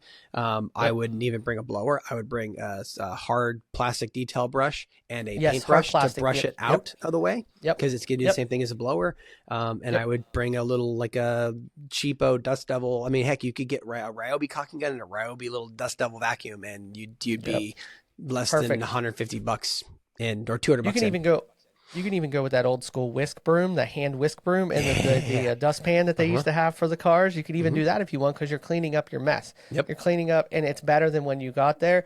We're talking about speed and efficiency. Yes. You want to have a cordless. You want to have a cordless caulking gun. You want to make sure that you have a cordless, some sort of little shop vac or something. And have it ready to go. Minimal, don't have it packed away or you have to bury it. Make sure everything's out and ready to go. You got 10 minutes to set up. Which doesn't seem like a lot of time, so practice it. Yes, practice it. It's not a lot of time, and you also have to grab your glass during that point, but you can't inspect your glass. You just have to grab it and set it on your stand. But you need to make sure you're setting up your tools. So practice. You have one of those white fold-out tables that you can get anywhere. You'll have one of those. You'll have a small box trash can, and you'll have 2 glass racks provided for you, plus there'll be a place to plug in. Get that table. Set up your tools, figure out what you're going to take, set up your tools, and have them out. And make sure that you have them out and you know the position and everything. That is so important for efficiency. And not only will this make you better for the competition, this is going to make each job you do less time. Once you figure it out and you're doing it on every job and you're efficient with it, you're going to realize that, oh my God, that car that took me an hour and 5 minutes last week is now taking me 41. Yeah. Start to finish, from covering to everything, because you know where everything is. You're not wasting trips by walking back and forth to the van, back and forth to your toolbox. You know where the tool is, so you're not standing there looking for it forever. So make sure you know the organization of your toolbox. Well, and if you want to be efficient too, if you're talking about efficiency, some of the tools you can do to be more efficient is ditch the moving blankets and get yourself a good quality set of covers that have pockets on them. So that way you at least have somewhere to put your stuff, because it's another added layer to be able to put stuff away and then take stuff out. I know that like what I did in the past is with the covers that I have pockets. So what I would do is if I used it to remove something that needed to go back on, the tool to reinstall it that I used to take it off, and that piece itself went in those pockets. So like if I have, I'm taking wipers off, right? I've got my little thing on there, and I'm going to zip those things off, and then that tool in a pocket with the covers, with the nuts, and then boom, those things come off and they go on the table on the side of it. So it just helps layer that out, because you have a routine of where things are as they go around, and you're not losing stuff because it's not scattered. I would highly recommend don't put your stuff, don't get one of those little magnetic bowls and put it underneath the hood, because you're going to bump it. It's going to knock stuff all over the place. You're going to lose pins, clips, all kinds of stuff. Keep that stuff separate or packaged Engine up bay somehow. cover. Engine bay cover. as Even with well, an engine because bay when you're cover, I taking off- wouldn't put it Yeah, on but the engine bay. I wouldn't put it. Yeah. No. I never left anything As in a the trap, engine bay. yes. Yes, I use an engine bay cover as a trap because I've dropped stuff where I couldn't get it before. But no, everything goes out and out of the car. Like as far as like a little bucket of bolts or whatever, it always went out of the car.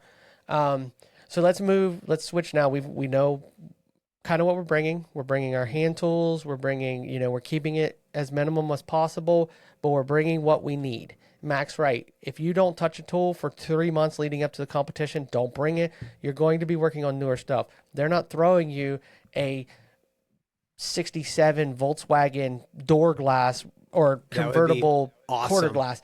That would be awesome. I'm not going to lie. But that I'm would just be saying, fun. in the past, years past, it's all been rental cars that have come out. And so if you've not touched a tool, you probably don't need to bring it. Yeah, the hardest one was probably 22 because that was a Nissan SUV that I'd never seen before. I didn't even know they existed. Oh, yeah, the Kicks. That was the Kicks, yeah. Yep. So that was a brand new model year Kicks, and it was I looked at me. It wasn't like it was the hardest thing ever because like, oh my God, it was no, it wasn't like that. But it was just I had never done one before. So I am in that mode of discovery as I'm in the middle of a competition. So be prepared for a little bit of that, but it's not going to be like you're not going to deal with rust. You're not going to nope, that's not true. I take that back. Dude, yeah, you might have rust, we but have you're enough, not going to have extensive rust. Yeah, we've also had enough hacks in our industry that these are rental car companies and they go for the bottom feeders that you're going to get companies that didn't care. So you might make sure you're bringing corrosion correction tools because if you find corrosion or paint delamination, you immediately talk to your proctor. They stop the time. They go get the judge. The judges come over. You explain what you're going to do. They give you the time to correct it because we had it last year. With the they'll Gerber pause people. it. They'll pause it. Yes. They'll give you plenty of time to fix it, and then when they're satisfied with the fix, then they restart your clock. You just end up finishing later. But bring rust repair, but you don't need to bring extensive rust repair stuff. So bring your basic kit. I mean, I would argue that the rust that I've seen in the competitions in the past has been minimal enough that you could fix it with a wire brush. And not have to go too much in, maybe a little bit of sanding, but no like heavy power tools or anything like that. No heavy power tools or anything like that. But just like one of those little fiberglass sanding sticks, the little corrosion fiberglass, you can get those. Yeah. Well, those will work great too. Yeah, one of those would work real great. You know, just how to your urethane manufacturer wants you to tackle corrosion correction, and you follow your urethane manufacturer's recommendation for corrosion correction, you won't go wrong. You need to make sure you understand their remedy for corrosion correction. And once you do, and he's right, you might get a little spot. You might get a little bit longer spot. But whatever it is, stop the clock. Don't put yourself at a disadvantage. You see it, don't freak out. Get a hold of your proctor, stop that clock. Give yourself what we provide in the competition for you. Yeah. And another add on to too, talking about tools to bring a first aid kit. Yes. That includes eye wash in it. Bring your SDS sheets. Those are really important to have because you should have those anyway. That's an OSHA standard. So make sure you guys have those when you're competing. I remember James, my first year, I was like, oh, anything. Cause this is actually Higginbottom who started me on this. So Dave Higginbottom used to work with SRP. He now works with Novus. He is, in my opinion, he's one of the giants in the industry because everybody kind of knows him and he's just a wealth of knowledge. But I remember, when I first worked with him a little bit, he was telling me, I think he did it as a joke, but he didn't realize I'd take him seriously, where he said, if it's a liquid, it needs to have an SDS sheet for it. I'm like, no, stop it. Yeah. And he's like, if it's a liquid or if it's an aerosol, it needs to have an SDS sheet. So I printed out one for water. So my very first one, when he opened up my SDS binder, it was water. It was just, 100%. But everything you got. Everything you got, your phosphoric acid or whatever you're going to be using for curing your rust, whether that's acetone or whatever, you need to have that as well. If you're going to be using it, have your SDS sheet. And I plan on Mac doing another show on binders. Perfect. So if you would like to join me on the binder, and we can go through our binders and kind of just give people the rundown of what we had in our binders. You don't have to have what Mac and I have, but Mac and I went overkill. The one thing I will say is every single year, my binder was up to snuff, 100%. Even the first year, because I always had a binder. I always had laminated in color. Oh front yeah, to back. like there was like I always had a binder. I just did because I wanted somewhere I can keep all my urethane training. I wanted somewhere I could keep my certificates. I wanted somewhere I could keep all of my SDS sheets and also tech service bulletins that I got. Yep. All right, so we've can't caught. Hopefully, you guys have an idea now what you're going to be bringing to and what we suggest bringing. I'm going to talk to you for a second. He talked about first aid kits. Make sure you have safety glasses. Make sure you have cut resistant gloves. Make sure you have impact resistant gloves if you're using it, bringing an extractor or anything that needs those. Make sure you have composite toed shoes. Composite toed. You don't have to have steel toed, but composite toed shoes. Make sure you have cut resistant sleeves in case you're inside of a door panel or something where you need cut resistant sleeves. Make sure I would recommend bringing a headlamp. I would 100% recommend bringing a headlamp. If you're someone who sweats a lot, bring the old school sweatbands for your wrist, your forehead, the whole 9 yards. Yeah. Dripping sweat in an area could recontaminate something that you have to clean. Yeah. So if you're a heavy sweater, like heavy sweater, but like myself, I did perspire a lot.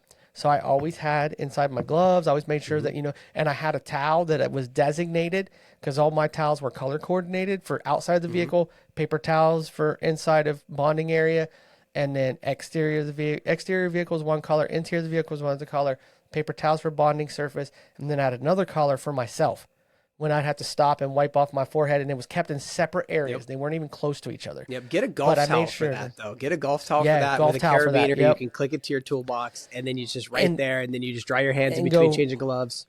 Yes, and go full on with the golf towel and get it personalized with your business. Yes. Give yourself a chance for marketing. Yep. Okay, because this is also professionalism. So if you have marketing pamphlets, yes, you have a Mac brought one year from Novus the actual table cover that went around the actual table that was on the stand there that said Novus. All of his covers were Novus stuff. I gave out pamphlets, I gave out pins, and I gave the Proctors How Big T-shirts one year from our campaign that we were running. Yeah, and I always gave out because I'm a hip hop guy. I always gave out air fresheners that were little cassette tapes. As a as a handed, because professionalism is judged in the competition. Well, and not just that too. The one thing that I noticed with the competition that did for me the first year is it forced me to step my game up personally in order to compete. Yes. But what that also did is it started getting me to look at my business differently as well. And we saw a direct impact to our business because when I started planning out marketing wise and how I wanted to present myself and my business to the judges, it started making me think about how my customers would look at that too. And once you start getting down that rabbit hole, you're going to start realizing that there's a lot of stuff that you can do in the competition that's going to make you want to do for your customers, including things like leave behinds, invoice wallets, all that kind of stuff. Yeah. All that kind of stuff is judged. So don't just hand judges a wad of paperwork because you should be having the paperwork that you're going to take home is what you give the judges, as well as the paperwork you're giving your customers. So, look at it from that perspective, because this could be your opportunity or the push that you may need to level up your business as a whole. Because I can tell you as a consumer, one of the things that, especially in our digital age, that we've kind of moved away from is the physical touch of things, right? And I'm, like I said before, I'm ADHD, so I like to have that sensory physical touch thing, right? One of the things that we can get caught up in as an industry is digital, everything's digital. What we're forgetting is that what we do is designed to leave behind no fingerprints of our existence. When we're in an industry where the service that we provide is going to be forgotten in 2-3 months down the road, you need to have something tangible to give your customers on the way out. And one of the things that I've noticed that some shops do that I think is really cool is they do like the static clings on the window that says, window replace. It's really funny though when you get one of those instead of really badly. Because then you're like, the install's really bad. Now I know why they didn't go back there. You actually left a cling behind on that one, huh? Yeah. But make sure you're doing the work. Yeah, make sure you're doing the work right. To make, yeah. But when you give your customer an invoice wallet, one of the things like Les Schwab outside of our industry, one of the things that I actually love about them is they give you a wallet. They say, here, put this in your glove box because it's your warranty information. You need this if you ever have any issues down the road.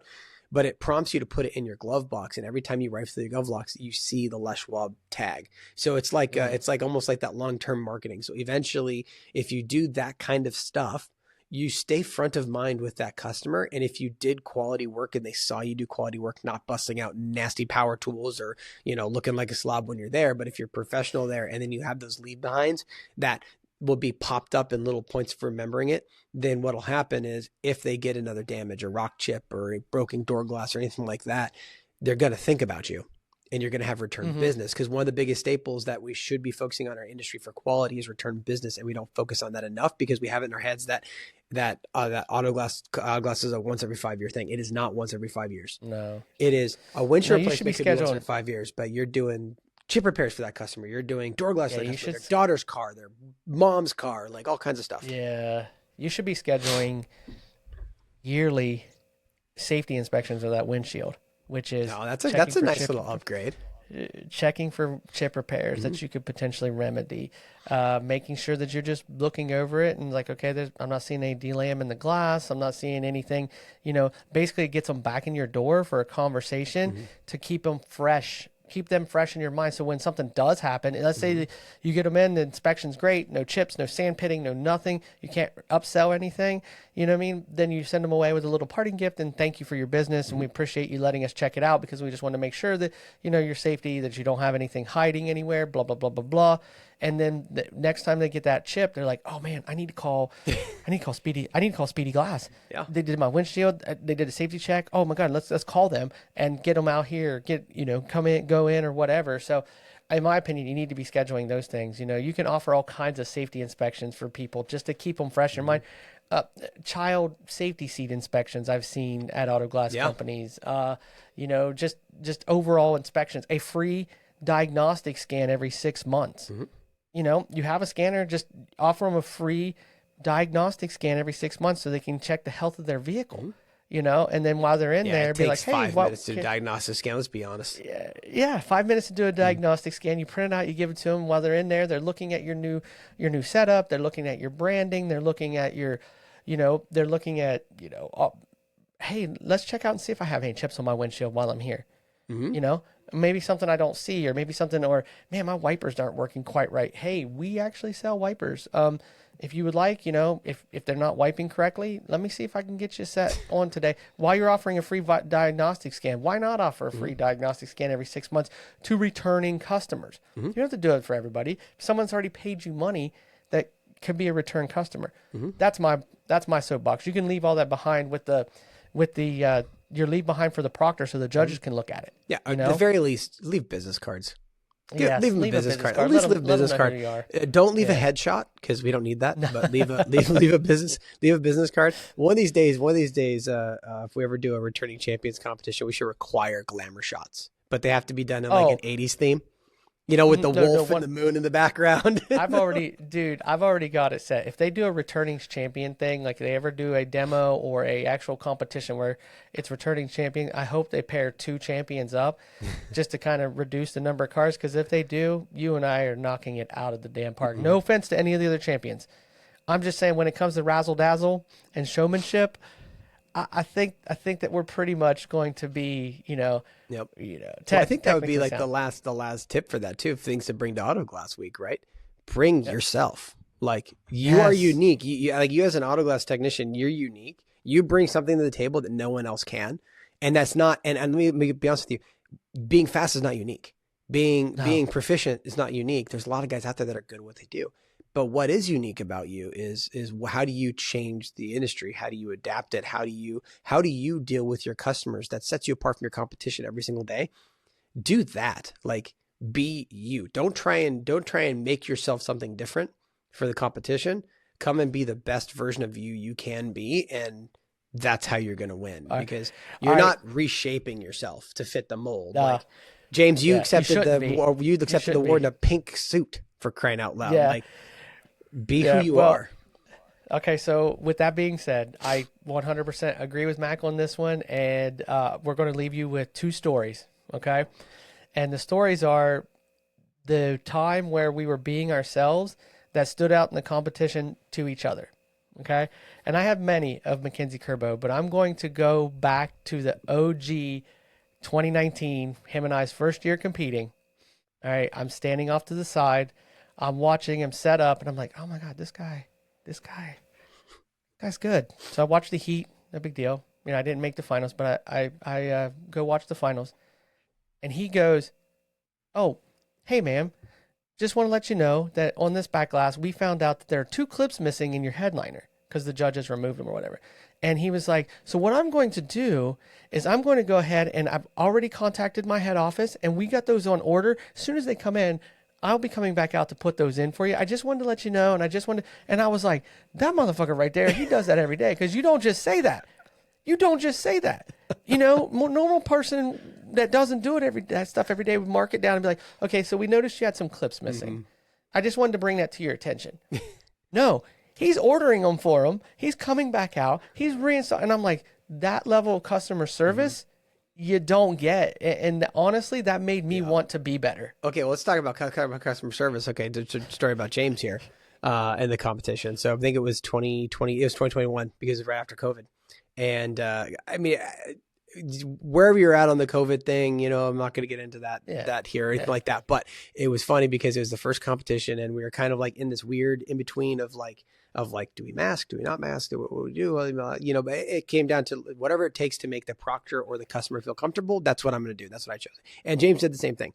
But this guy, I'm coming into 2021 to compete. And no, I don't have any of my face. I just got my mask and I'm just going to try and just follow whatever they're doing. James is over here and he's introducing himself to the customer and he's like, "Hi, my name is James. I'm here to take care of your windshield today. And by the way, here's my vaccine card." And I kid you not, he looks at her and he twists his arm like this and he's like, "Here you go." And he like, I swear to God, he winked at her too or something like that. But he just like, he hands her his vaccine card. And it was this like mic drop moment. I'm just watching in the corner. I'm like, did he just fucking give her his vaccine card? Like, what the hell, man? Like, I was like, gosh, dang it. I don't even have anything. Like, I barely got a mask, and my mask was branded. Like, it had big old Novus across the front of it. But I mean, it was, this guy's giving out vaccine cards, and it was funny. Yeah. Coming from my whole family is in the medical field pretty much. And when we were planning for Autoglass Week that coming down, and you're right, because 20 had been postponed and postponed and rescheduled and postponed. Finally, we're coming into 21 in a season we're not used to being in June, because we didn't even know when it was going to be. We really didn't know till, because we all registered for 20, and we didn't really know until like maybe 2 months. And then they did that competition in June, in the peak of busy season for everybody. It was wild. Yeah. So in Florida, we were talking about it, and I'm getting all these medical advice people telling me, and I'm like, okay, I got to put my proctor at ease. You know, obviously I'm wearing a mask. I got all my disinfectants, you know, that I'm spraying things down with, and it just came together as a plan. Like, you know what? They've got a QR code they can scan. Why don't you just give them a copy of your vaccines, and you have it there on display as well? And I was like, you know what? I think that would really set me apart, because, you know, I'm flashy. I like to be flashy. I've always been flashy with all my stuff. I like to be flashy. And I was like, yeah, that's exactly the only thing you were missing, James, was literally a picture of you doing this, getting the jab, like with the needle in your arm, like on the thingy. Like, that's the only thing you were really missing. Been really funny if it was a live video and you get jabbed and all of a sudden you pass out. Oh, yeah. That would be even funnier. But so Mac's correct. Bring yourself. Be ready, and be ready to make some noise, because we want to be louder than the tenters every year. The last 2 years we've actually rivaled them. Be ready to make some noise. Bring your entourage to make some noise for when you're competing. Set yourself apart. Be yourself, but make sure that you're being yourself. Don't fit yourself into a mold, and if you're not doing it, don't try to do it that day. Yeah, don't change anything for the competition. If you're gonna do it right. And if you do it wrong and you don't make it, it's not anybody else's fault but your own. Like, you can slowly improve. I know, James, your biggest thing is 1% better every day, and you can do that just every single day. It's like, okay, I can be a little better, but just be yourself. Be yourself. If your way of dealing with customers is joking around with them and having a good time, and do that. Don't try and be stiffy and overly professional if that's not your vibe. Like, be professional, but you can be professional and joke around. Yeah. Heck, the last year, the year I won it, during the back class, I figured out that she liked show tune, like musicals. I love musicals. We were singing The Sound of Music. We were actually singing You would totally do that. So we're live with the sound. And she was going back and forth as I'm working. We're joking. She's backed away from me a little bit, but we're conversing, we're joking, we're singing. And, you know what I mean? Like we're talking, and I'm explaining, you know, the steps as I need to and everything. But you're right. I was absolutely singing show tunes with my proctor in the finals the last year. It's just, that's who I was. That's who I am. But with that, I've been the Ghost Set Killer, and this has been my very good friend, Mackenzie Curbow. And let us know, this is probably going to be a 2-part thing, but let us know after each show if you liked it. And because Mackenzie could come back on multiple times. We can make this a regular thing if you like it. So with that being said, have a great day, everyone. Take it easy. Thank you for watching this week's show on competing. This show is brought to you by your good friends at Put 'em on the Glass podcast. Oh, no, seriously. Thanks for watching. Thanks for subscribing, supporting the show. And the best way you can support the show is by believing in yourself, supporting yourself, striving to get better every day, be more professional, just take yourself seriously. So thank you from all of us here at Put 'em on the Glass. We appreciate every single one of you.